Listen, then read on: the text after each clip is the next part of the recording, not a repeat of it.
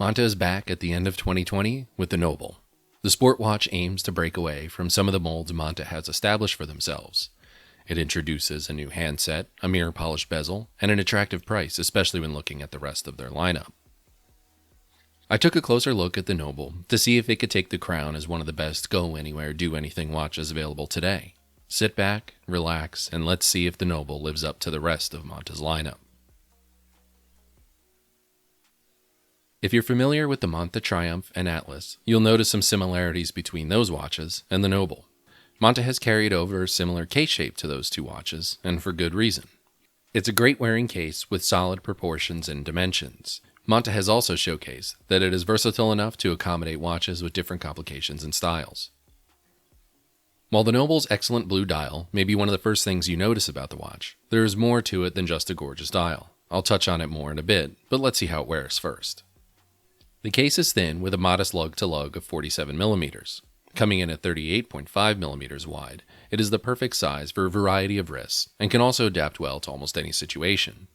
Combine this with Monta's amazing bracelet, and you have an extremely comfortable watch. Although the lugs don't have a dramatic turn down, the thin case helps the watch sit low to the wrist, and because of this, it is comfortable for all-day wear.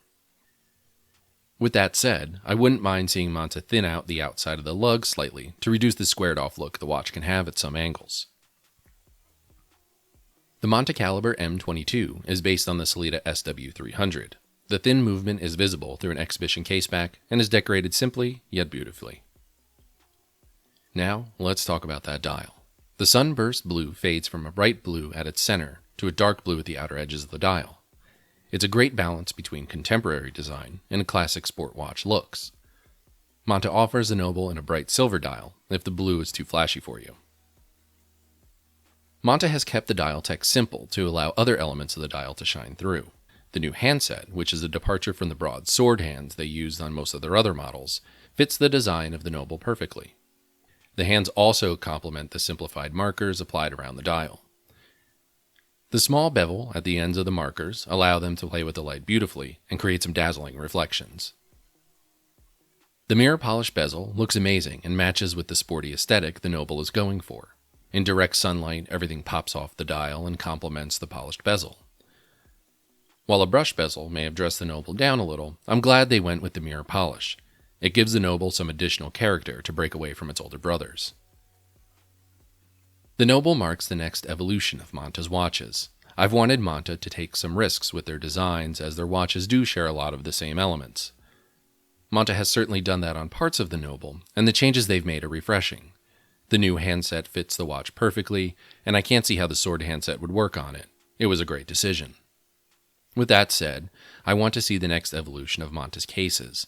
They have the creativity and resources to create something novel. The Noble has become my favorite Monta. It's elegant in all the right ways, and still packs enough of the tech specs you need to remain a tool watch that isn't going to be afraid of outside adventures. The sport watch seems to be making a comeback in 2020. Dive time bezels are slowly giving way to fixed steel bezels, and I couldn't be happier.